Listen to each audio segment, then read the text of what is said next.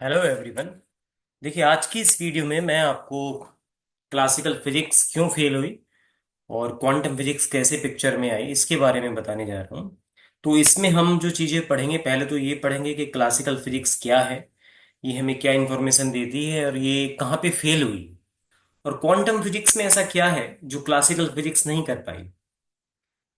तो हम इसमें कुछ लॉ की बात करेंगे, जैसे Wien's law of radiation, Wien's displacement law, Stefan's law, Rayleigh Jeans law and then Planck's law.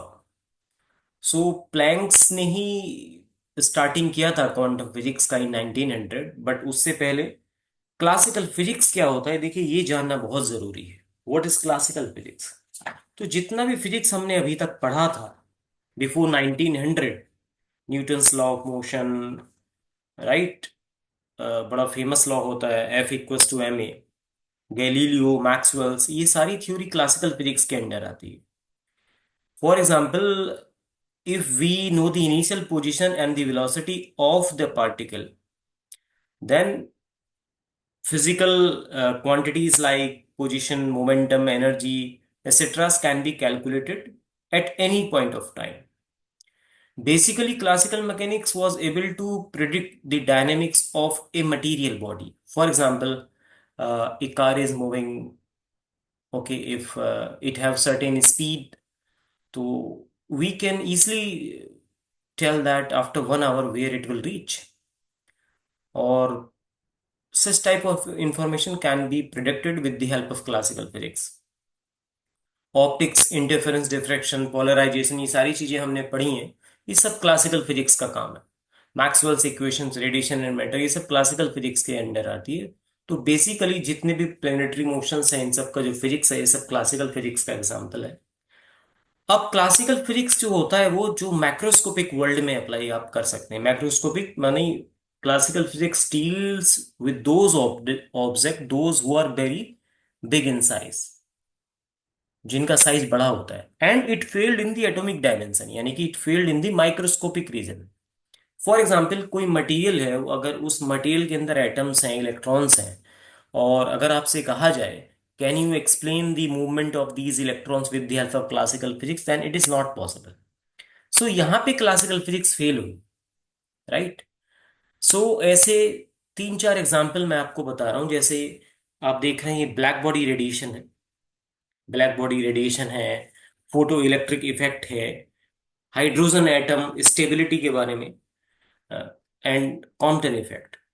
तो ये जो चार चीजें मैंने यहाँ पे आपको बताई हैं, ठीक है, इन चारों को क्लासिकल फिजिक्स एक्सप्लेन नहीं कर पाई थी। तो ये चारों जो फिनोमेना आप देख रहे हैं, they are explained by the quantum physics. तो जैसे हाइड्रोजन एटम की मैं बात करता हूँ, हाइड्रोजन एटम में क्या था, आप सब जानते हैं कि एक न्यूक्लियस होता है, उसके अराउंड रिवॉल्व करता है क्या, इलेक्ट्रॉन रिवॉल्व करता है। तो क्लासिकल फिजिक्स के अकॉर्डिंग क्या है, continuously it will lose the energy, है ना, an electron revolving around the nucleus continuously losing energy. So finally what will happen, it should fail into the nucleus. तो इसका मतलब क्या हो जाएगा, न्यूक्लियस एटम्स का एग्जिस्टेंस खतरे में आ जाएगा, जो कि पॉसिबल नहीं है। So Bohr explained it and he told that electron can not revolve in all orbits, electron can revolve only on those orbits, in certain orbits around the nucleus where their angular momentum mvr is equals to nh upon 2 pi, ये हम सब जानते हैं। इसी तरीके से Compton effect की हम बात करेंगे। इसमें क्या होता है, जो एक फोटोन, एक्सरे फोटोन और इलेक्ट्रॉन का जो कोलिजन होता है, देन फोटोन is scattered होता है विद चेंज इन वेवलेंथ और चेंज इन एनर्जी।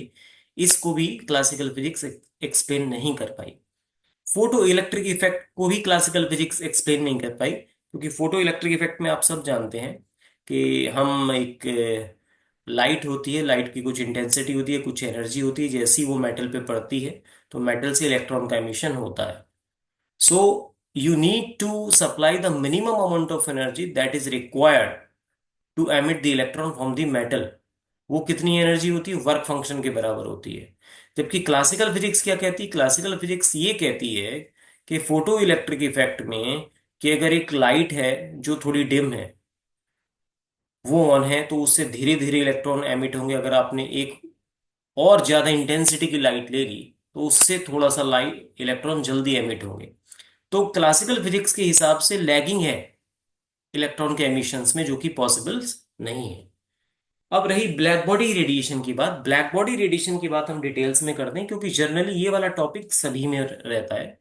और ब्लैक बॉडी रेडिएशन एक वो टॉपिक है जहां से हम कह सकते हैं कि यहीं से क्वांटम फिजिक्स ओरिजिनेट हुई थी।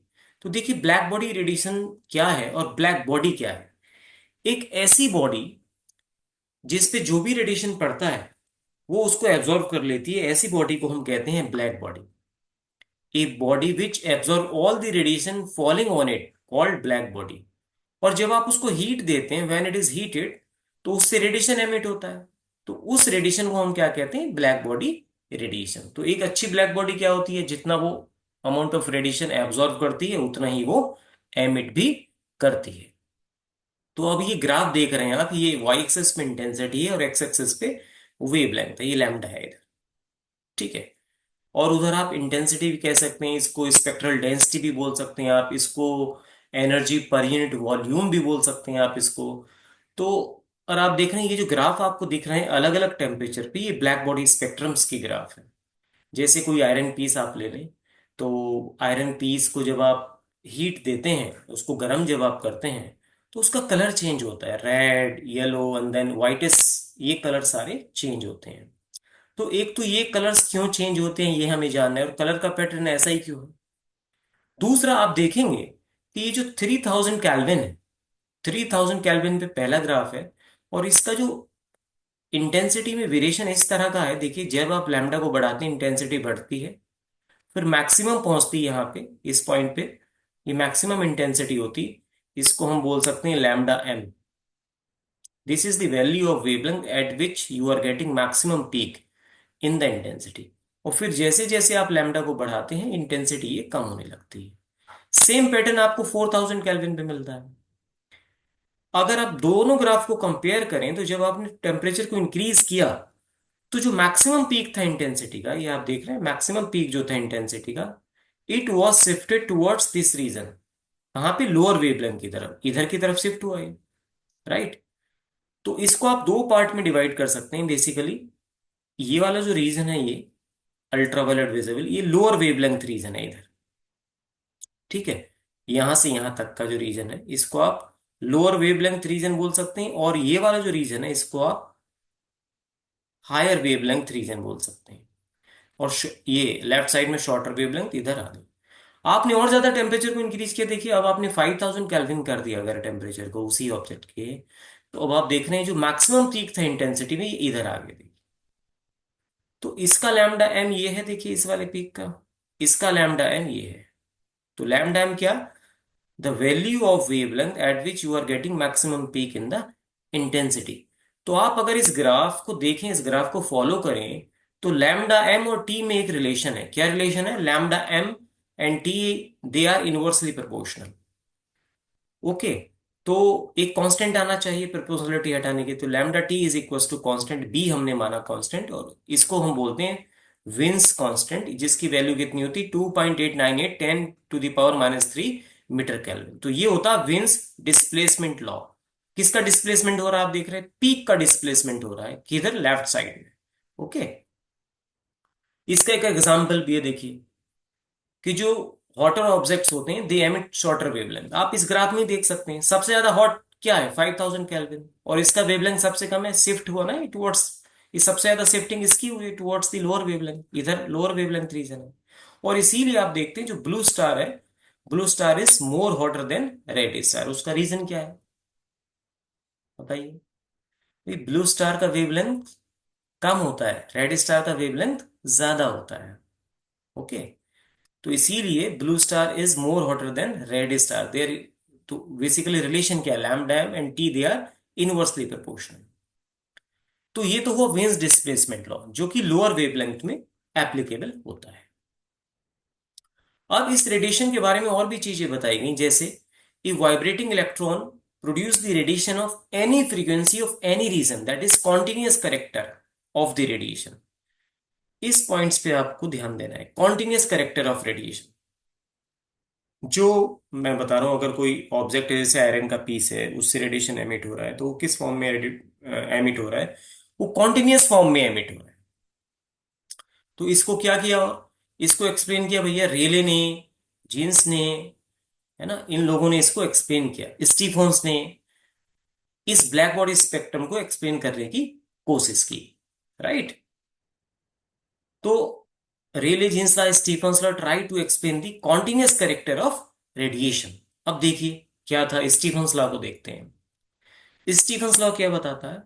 टोटल इंटेंसिटी और the total power per unit surface area radiated by a glowing object of temperature T is given by E equal to sigma T to the power 4। Basically होता क्या है, ये जो E होता है is directly proportional to T raise to the power 4 होता है। Okay. तो ये अगेन प्रोपोर्शनलिटी को रिमूव करने के लिए हमने एक कांस्टेंट का यूज किया, सिग्मा। सिग्मा को हम बोलते हैं स्टीफन्स कांस्टेंट, जिसकी वैल्यू कितनी होती है? 5.67 10 raise to the power -8 watt per metre square per kelvin की पावर 4। और ये क्या रिप्रेजेंट करता? ये जो इस कर्व के अंडर जितना भी एरिया है उसमें कितनी एनर्जी है, वो आप स्टीफन्स लॉ की हेल्प से कैलकुलेट कर सकते हैं। एक और होता है इसमें विन्स रेडिएशन लॉ, ये वाला। तो देखिए इसका फॉर्म आपको सिर्फ याद रखना है, C1/λ की पावर 4 E की पावर -C2/λ t। C1 और C2 दोनों कांस्टेंट है। तो ये विन्स लॉ भी कहां पे एप्लीकेबल होता? अगेन ये लोअर वेवलेंथ रीजन में काम करता है। लोअर वेवलेंथ रीजन कौन सा भैया? मैं बार बार आपको बता रहा हूं, यहां से यहां तक का जो रीजन है ये लोअर वेवलेंथ रीजन है। दिस इज लोअर या shorter wavelength region. Okay. Wavelength. और ये जो वाला ये रीजन कितना है, ये इधर इधर वाला जो है ये हायर वेवलेंथ रीजन है। ओके। फिर आए भैया रेले जीन्स लॉ। अब आप देखिए इस, अगर आप इस पीक से लेफ्ट साइड की बात करें तो विंस लॉ है, इसकी हेल्प से आप इसको एक्सप्लेन कर सकते हैं। लेकिन राइट वाला जो पोर्शन है पीक से राइट साइड वाला, यानी कि हायर वेवलेंथ रीजन, तो रेले जीन्स ने क्या किया? रेले जीन्स ने ट्राई किया कि हम इस पूरे स्पेक्ट्रम को, ये बेसिकली एक्सपेरिमेंटल ग्राफ है जो आप देख रहे हैं। अगर कोई ऑब्जेक्ट है जिसका टेम्परेचर 3000 केल्विन है, वो किसी भी मटेरियल का हो, वो किसी भी मटेरियल हो, कोई भी मटेरियल का बना हो, लेकिन अगर उसका टेम्परेचर 3000 केल्विन है तो उसका ग्राफ ये ही होगा, बिल्कुल इसी तरह का स्पेक्ट्रम होगा। अगर कोई और ऑब्जेक्ट है, उसका टेम्परेचर अगर 4000 केल्विन है तो उसका ग्राफ इस ही तरह का होगा, यही पैटर्न फॉलो करेगा। तो ये एक्सपेरिमेंटल ग्राफ्स हैं। अब रेले जीन्स लॉ ने इसको कैसे एक्सप्लेन किया देखिए, ये बड़ा इंटरेस्टिंग है। रेले जीन्स लॉ ने क्या किया, एक क्यूबिकल कैविटी कंसीडर की। राइट, यहां से देखिए, ये देख रहे हैं आप, ये क्यूबिकल कैविटी है जिसका एक टेम्परेचर टी है। Okay. They consider the radiation to consist of standing wave having a temperature T with the nodes at the metallic surface. यानी कि उन्होंने ये माना इसके वॉल्स में क्या होगा, इलेक्ट्रॉन्स होंगे। दे विल ऑसिलेट, जब वो ऑसिलेट करेंगे तो वहां से रेडिएशन एमिट होगी। तो वो जो रेडिएशन ट्रेवल करेगा, जो रेडिएशन होगा वो इस फॉर्म में होगा, स्टैंडिंग वेव की फॉर्म में होगा। यानी कि उसका एक नोड इस वाली वॉल पे होगा और दूसरा नोड इस वाली वॉल पे होगा। है ना। स्टैंडिंग वेव क्या होती है? The wave which is not travelling, which is not propagating, उसको हम बोलते हैं स्टैंडिंग वेव। यानी कि आप ऐसा समझ लीजिए कि इस तरह का होगा ये। तो एक नोड इस वाली वॉल पे होगा, दूसरा नोड इस वाली वॉल पे होगा। ठीक है। अब ये जो स्टैंडिंग वेव है ये कितनी होगी, ये हमें कैलकुलेट करना होगा। तो हम क्या करेंगे, एक रेंज होगी number of standing waves between frequency range nu to nu plus D nu. तो ये एक कैलकुलेशन होती है, एक छोटी सी कैलकुलेशन है। तो जनरली ये इतनी आती है कैलकुलेट होके, 8 pi nu square over C³ d nu. मैं इसको डायरेक्ट यहां पे लिख रहा हूं। So this is the number of standing wave और number of harmonic oscillators, number of standing wave और number of harmonic oscillators between a particular frequency range nu to nu plus D nu. Okay. अब हमें क्या करना पड़ेगा, अब हमें जो स्टैंडिंग वेव है उसकी एवरेज एनर्जी कैलकुलेट करनी पड़ेगी। अब ये जो स्टैंडिंग वेव है ये क्या हार्मोनिक ऑसिलेटर है, जो पार्टिकल ऑसिलेट कर रहा है वो भी हार्मोनिक ऑसिलेशन है, सिंपल हार्मोनिक मोशन में ऑसिलेट कर रहा है। तो basically we can consider these standing waves like harmonic oscillators. अब हार्मोनिक ऑसिलेटर की दो डिग्री ऑफ फ्रीडम होती है, one for kinetic energy, another was for potential energy. तो देखिए, सिंपल हार्मोनिक ऑसिलेटर जो होता है आपने पढ़ा होगा, अगर किसी पॉइंट्स पे काइनेटिक एनर्जी मिनिमम है तो वहां पे पोटेंशियल एनर्जी मैक्सिमम होगी, और अगर कहीं पे पोटेंशियल एनर्जी मिनिमम है तो वहां पे काइनेटिक एनर्जी मैक्सिमम होगी, यानी कि दोनों का सम जो होगा वो कांस्टेंट होगा, राइट। तो दो डिग्री ऑफ फ्रीडम है। डिग्री ऑफ फ्रीडम क्या होता है? Position of mode of energy basically. तो यहाँ पे दो डिग्री ऑफ फ्रीडम है, तो एवरेज एनर्जी कितनी होगी? हमने पढ़ा है इक्विपार्टीशन ऑफ एनर्जी, वो क्या कहता? For each degree of freedom, for each degree of freedom the energy is half के टी, दिस वन। बट यहाँ पे दो डिग्री ऑफ फ्रीडम है, काइनेटिक एंड पोटेंशियल, तो हाफ के टी उसका, हाफ के टी उसका, तो टोटल एनर्जी कितना हुआ? के टी।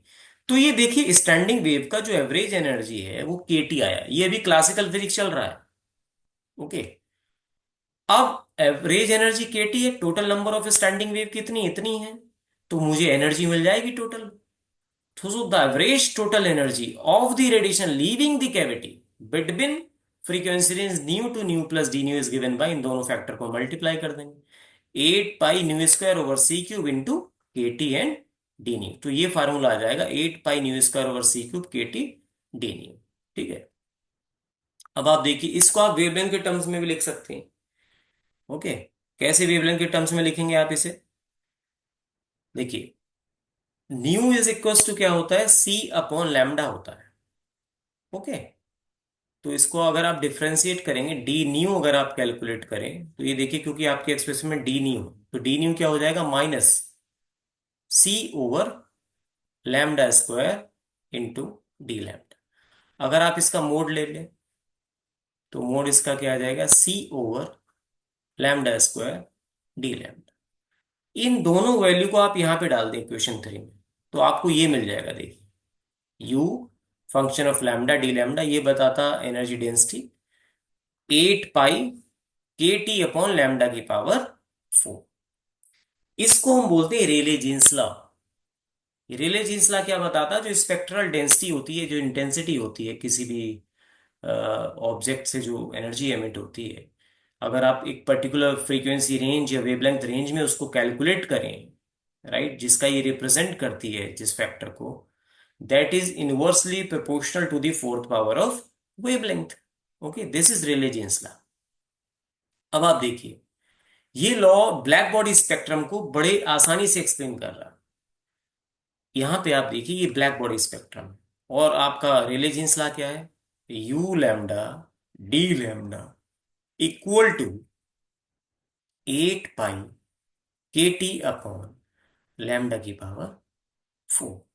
तो अगर लैम्डा बढ़ेगा, अगर फॉर एग्जांपल अगर आप लैम्डा को बढ़ाते हैं तो यू लैम्डा और डी लैम्डा आपका कम होना चाहिए। बिल्कुल कम हो रहा, आप लैम्डा को बढ़ाइए, यू लैम्डा डी लैम्डा आपका कम हो रहा है, हो रहा है नहीं? आप देख सकते हैं यहाँ पे। तो जैसे जैसे आप लैम्डा को बढ़ा रहे हैं इस लॉन्गर वेवलेंथ रीजन में, देखिए, देखिए आपको ये दो तरीके से समझना पड़ेगा ये ग्राफ, पीक के लेफ्ट साइड और पीक के राइट साइड। तो अभी हम पीक के राइट साइड की बात कर रहे हैं। फॉर एग्जांपल इस ग्राफ को देखिए, आप किसी भी ग्राफ को देख सकते हैं, तो जैसे जैसे आप लैम्डा को बढ़ा रहे हैं तो देखिए इंटेंसिटी कम हो रही है, कम हो रही है नहीं, जैसे जैसे आप लैम्डा को बढ़ा, रेले जीन्स लॉ भी आपका यही बता रहा। इसका मतलब क्या हुआ? जो रेले जीन्स लॉ आपने डेराइव किया है, कौन सा? 8 pi K T upon lambda की power 4, it is fully valid in longer wavelength region. इस स्पेक्ट्रम का जो लॉन्गर वेवलेंथ रीजन है, यानी कि इस पीक से राइट साइड वाला जो रीजन है, ये वाला रीजन, यहाँ पे रेले जीन्स लॉ यहां से यहां तक फुल्ली वैलिड है। अब हम पीक के लेफ्ट साइड में आते हैं, यानी कि शॉर्टर वेवलेंथ, इधर शॉर्टर वेवलेंथ रीजन। तो अगर आप लैम्डा को अब कम करते हैं तो फार्मूला क्या कहता? अगर आप लैम्डा को अब कम करेंगे तो यू लैम्डा डी लैम्डा फार्मूले के अकॉर्डिंग बढ़ना चाहिए, यानी कि फार्मूले के अकॉर्डिंग कैसा होना चाहिए? अगर वेवलेंथ कम की तरफ जा रहे हैं, आप इस तरफ जा रहे हैं, तो ये यहां के बाद बढ़ना चाहिए। बढ़ने का मतलब है इट ऐसे जाना चाहिए। अगर लैम्डा की वैल्यू 0 होगी तो ये इन्फिनिटी को टच करना चाहिए। आप देखिए, ये दिखाया गया है। एट लोअर वेवलेंथ लैम्डा अगर 0 रख दिया आपने, तो यू लैम्डा डी लैम्डा कितना हो जाएगा, इन्फिनिटी हो जाएगा नहीं। बट आप एक्सपेरिमेंट ग्राफ देखिए, ये तो इन्फिनिटी की तरफ जाना चाहिए नहीं, सॉरी, राइट, यहाँ पे देखिए आप, जो मैं पहले आपको दिखा रहा था, ये इन्फिनिटी की तरफ जाना चाहिए, क्योंकि लैम्डा को अगर आप कम कर रहे हैं तो यू लैम्डा डी लैम्डा बढ़ना चाहिए, यानी कि इन्फिनिटी की तरफ जाना चाहिए। जैसे ही लैम्डा आप जीरो रखेंगे, यू लैम्डा डी लैम्डा कितना हो जाएगा, इन्फिनिटी। तो ये ऐसे जाना चाहिए ऊपर की तरफ, लेकिन ग्राफ देखिए, एक्सपेरिमेंट मैक्सिमम के बाद ये क्या होता, कम होने लगता, ये कम होने लगता, और फाइनली जब आप करते हैं तो ये कम होने लगता। तो देखिए डिस्क्रिपेंसी हो गई है, एक्सपेरिमेंटल ग्राफ कुछ और है, थ्योरेटिकल रेले जीन्स लॉ का ग्राफ कुछ और है। तो रेले जीन्स लॉ एप्लीकेबल तो हुआ, बट पार्शियली एप्लीकेबल हुआ। ये एप्लीकेबल हुआ सिर्फ लॉन्गर वेवलेंथ रीजन में। शॉर्टर वेवलेंथ रीजन जो यानी कि पीक के लेफ्ट साइड वाला, यहां पे रेले जीन्स लॉ वैलिड नहीं हुआ। ओके, तो इसी को कहां पे फेल हुआ है, लोअर वेवलेंथ रीजन में, यहां पे अल्ट्रावायलेट, इसीलिए इसको बोलते हैं अल्ट्रावायलेट कैटेस्ट्रॉफी। अल्ट्रावायलेट कैटेस्ट्रॉफी क्या होता है, जब लैम्डा की वैल्यू आप जीरो रखेंगे तो यू लैम्डा डी लैम्डा कितना होगा, इन्फिनिटी, है ना, ये इन्फिनिटी की तरफ जाना चाहिए। बट रियलिटी में, एक्सपेरिमेंट में अगर आप ऑब्जर्वेशन लेते हैं, ये जीरो की तरफ जाता है। तो इसको हम बोलते हैं अल्ट्रा वायलेट कैटेस्ट्रॉफी। यहां पे मैंने बताया भी, at lower wavelength lambda zero U lambda infinity, so this is known as ultraviolet catastrophe. So Rayleigh-Jeans law could not explain the experimental spectra of black body radiation. Okay, in lower wavelength, it failed in basically lower wavelength region. अब आप देखिए, अब 1900 year में max Planck साहब आए, और उन्होंने इस रेले जीन्स लॉ में क्या चेंजेस बताए। Basically he made some changes. तो उन्होंने जो केटी आप देख रहे हैं, जो एवरेज एनर्जी केटी आपने कैलकुलेट की है अकॉर्डिंग टू क्लासिकल फिजिक्स, इसी में चेंजेस बताए थे। क्या बताए थे, अब आप आ जाइए। Black body radiation, Planck's law of radiation, ये क्या कहता है, ठीक है। Planck suggested that energy exchange between radiation and matter must be discrete. Classical physics क्या कहती है, यहां से आप क्वांटम फिजिक्स का ओरिजिन स्टार्ट हो जाता है। देखिए, क्लासिकल फिजिक्स कहती है कि जो एनर्जी एक्सचेंज है between radiation and matter, energy exchange between radiation and matter can be anything. ये क्लासिकल फिजिक्स कहती है। एनीथिंग का मतलब कॉन्टिन्यूअस, कोई भी वैल्यू हो सकती है। बट प्लैंक साहब ने बताया ये कोई भी वैल्यू नहीं हो सकती, ये डिस्क्रीट फॉर्म में ही होगी। यानी कि डिस्क्रीट वन होगी या टू होगी या थ्री होगी। डिस्क्रीट कैसी होती है, जैसे किसी मटेरियल के अंदर जो एनर्जी लेवल्स होते हैं, तो उन एनर्जी लेवल्स में आप देखते हैं जब इलेक्ट्रॉन्स मूव करता है, it move from one energy level to another energy level. बीच में तो कहीं स्टे नहीं करता ना ये, है ना। आप ऐसा समझिए, एक लैडर होता है, लैडर में जब आप चढ़ते हैं, सीढ़ियां लगा के जब आप चढ़ते हैं, तो आप स्टेप्स कहाँ पे रखते हैं, पहला स्टेप रखेंगे, फिर दूसरा स्टेप रखेंगे एक सर्टेन डिस्टेंस पे। अगर बीच में तो नहीं रखते ना आप, तो ये डिस्क्रीट वैल्यूज होती है। सो जो स्टैंडिंग वेव्स माना गया था क्लासिकल फिजिक्स में, और बताया गया था, these standing waves can exchange any amount of energy with radiation and matter. तो प्लैंक साहब ने बताया that energy exchange between radiation and matter must be discrete. He postulated that energy of the radiation of frequency nu emitted by oscillating charge from the walls of cavity, ये जो आपने consider किया था basically, ये जो cavity है, इस cavity की वॉल में जो इलेक्ट्रॉन ऑसिलेट कर रहे हैं, ठीक है, तो वो जो उन ऑसिलेशन की वजह से जो रेडिएशन एमिट होगा, उसकी जो एनर्जी होगी, that will come only in the integer multiple of H new, यानी कि 1 h new, 2 h new, 3 h new, 4 h new, इस तरीके से होगी। So Planck postulated that energy of the radiation of any frequency nu emitted by oscillating charges from the walls of the cavity must come only in integer multiple of H new. तो E N बराबर होगा N H new, और N की value क्या हो सकती है, zero भी हो सकती है, वन भी हो सकती है, टू भी हो सकती है, थ्री भी हो सकती है। देखिए बहुत सी बुक में एन की वैल्यू वन से स्टार्ट करती है, जीरो दिखाने का रीजन ये है, अगर चार्ज पार्टिकल ऑसिलेट नहीं करेगा, इसका मतलब एनर्जी कितनी होगी, जीरो। और अगर वो ऑसिलेट करेगा, एक बार ऑसिलेट करेगा तो एनर्जी कितनी होगी, 1 h न्यू, और ऑसिलेट करेगा तो एनर्जी कितनी होगी, 2 h न्यू। बीच में कोई वैल्यू नहीं होगी, या तो 1 h न्यू होगी, या वैल्यू कितनी होगी, या तो 1 h न्यू होगी, या 2 h न्यू होगी, या 3 h न्यू होगी, एंड सो ऑन। तो बीच में कोई वैल्यू नहीं। सो प्लैंक साहब ने इसको करेक्ट किया। Okay, so Max Planck explain the black body radiation, ठीक है, and suggested that the energy of the oscillation of electrons which give the radiation must be in the form of quantum, जिसकी energy क्या होती है, H new. Okay, और जो average energy आपने केटी निकाली थी, प्लैंक साहब ने सजेस्ट किया, वो केटी ना होके वो इतनी होनी चाहिए, एच न्यू ओवर ई की power H nu by K T minus 1। ये एवरेज एनर्जी आप निकाल सकते हैं मैक्सवेल बोल्ट्जमैन प्रोबेबिलिटी फार्मूले से, तो हमें यहाँ डायरेक्ट लिखनी है।